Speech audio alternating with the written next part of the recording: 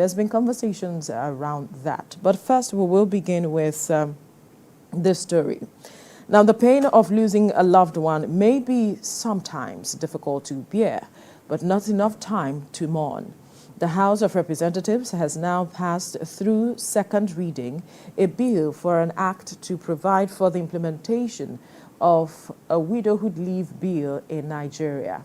The private member bill, titled Widowhood Leave Bill 2023, sponsored by Honorable Musa Abdullahi, observed that the proposed leave of 5 months and 4 weeks will provide the widows and widowers with the necessary time and space to grieve, seek counseling, and adjust to the new realities, adding that the support can significantly contribute to their emotional healing and overall resilience. This crucial piece of legislation aims to address the pressing issue of supporting individuals who have lost their spouses and helping them navigate the challenging period of widowhood. Although some would say that the time, 4 months or 5, is not enough to navigate through that space. I mean, someone you got married to, perhaps you've been with for 10 years, 5 years, 20, no matter the number of years, you've been with this person for quite a number of time. And so 4, 5 months may not be able to heal that wound and close the gap the person has left behind, whatever the person was to you. But then it's a step in the right direction, I believe. Yeah, that's right. I feel it's just being compassionate, talking about someone who is bereaved and the kind of struggles they will definitely be having at that time, especially the impact it will have on someone who is a woman, on the women folk rather. Both ways for me. Yeah, both ways, even for the men folk. So I feel it's a good step in the right direction, but it actually comes with different factors.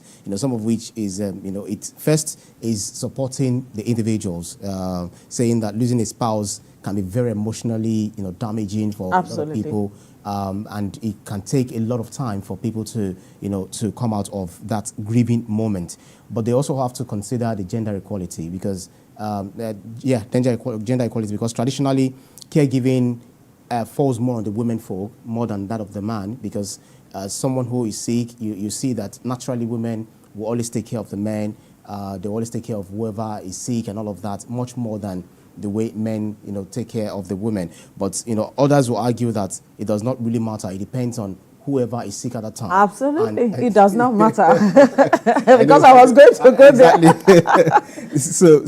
They should also look at the financial implication because while providing paid leave for mourning widows is a compassionate gesture, there are financial implications. It is observed in some places, like, for instance, talk about India observes 15 days, the Philippines observe 60 days, but then countries like Australia, the UK, US, just about 3 days. But if you look at our own culture, it takes, for instance, talk about religion, it takes about 4 months, for the Muslim folk. And culturally, if you go to the East, it takes time for them to even bury the dead. And then how difficult it is, for people somebody who had died maybe a year ago, and then you're burying today, and you see the emotions and all of that, still, coming up. So employers need to look at this and whether it will affect productivity or it will help them navigate this trying time. Another thing that you also need to consider is that it's the potential for broader societal benefits, because supporting individuals during this period of grief can have a ripple effect on beyond the individual, looking at people around the person, the time you have people coming to your place, trying to console you, trying to assist you in that difficult time. And very lastly is that inclusivity, because the proposal I believe specifically mentions widows. It's important to also consider the needs of the widowers, just like I said earlier, and individuals in individuals who are very, very much important in having different relationships within their family and generality of the people. So the policy that can address this issue, which the lawmaker is trying to advance, I believe that definitely will, they should look at it very well and how they can help people. But I'm not going to advocate in terms of that of same sex. It only came to my mind. I see that you're smiling at that. So that is not acceptable in our own clime. What I read, it's for both widows and widowers. What I read. Yeah, definitely. So it is that consideration. It's going to be for both genders, gender as it is. But you raised a question of how it would be. My concern rather is, do we have data of persons? What would be the yardstick of identifying certain persons? People can just say, well, my partner died, my spouse died, maybe they separated. One thing or the other can happen. So we'll have to go the whole hog to ensuring this person's proof that, okay, your spouse actually died, and people... No, because we know how things can be. I think we've seen the report before, someone who had reported that the husband is dead, and just to get the alimony, is it alimony or what's it called? Just to get the property, and then later on they discover that the husband did not die. Some people just send people on certain errands, as they say, and then they wouldn't find their partner, and then they say, perhaps he's dead, and they claim the person is dead, and then you start looking for how to give them some benefits. I'm just saying that there are ways people want to beat the system to take advantage. So we have to put structures in place to ensure that that does not happen. So we have to collect data, like we have the social register and all of it. We might need to perhaps begin to look at putting together such things now. How about those who lost their partners before now the implementation of this act? What would we also consider them moving forward? Especially widows of the fallen heroes. Absolutely. And people who had actually paid the dues, in serving So the country. would we consider them? Is that going to happen? I think somewhere, in Plateau State, they were given 2 million naira or so. Those who lost their husbands, they were given 2 million naira. Some states do that, just to console the families and all. But then we must take a step further, like you mentioned, organizations begin to look at giving extra days as against 5 days of mourning, whether it is your spouse or any family member. We need to perhaps add some more days so that people can go. It's a lot losing. I recall when I lost my father, I know that I lost myself at some point. And so it is important that we give the person some time to grieve, maybe 10 days to grieve.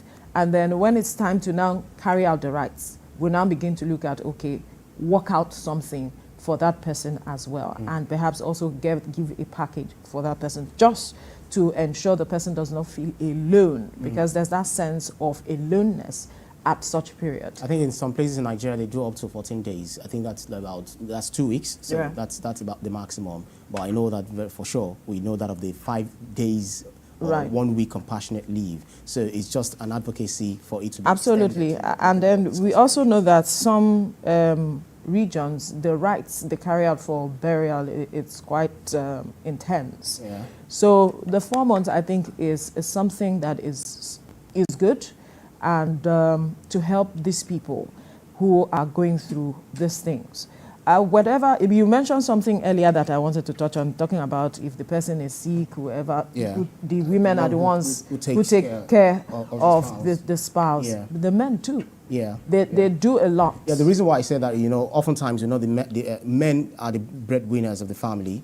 So when a man is sick, of course, the woman can drop a lot of things just to take care of their husband. But when the woman is sick, if they have children, the husband will still go ahead, looking for sorting the family to ensure that the family... He will juggle both. And all of that. So, but all the same, it's going to be a harrowing experience for either party. Absolutely. So it's better that that's why I mentioned the issue of gender equality. It should not be lopsided. We should, absolutely. Just like we have for maternity, 3 months, 6 months now, and then others are saying just for 14 days for men.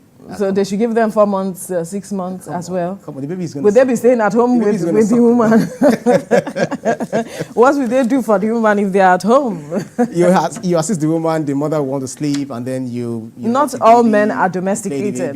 In fact, the man will be restless and say, you know what, I need to get back to work. Really? I tell you. I'm not that kind of a person anyway. Not every man is like so I'll call for 3 months when it comes to mine.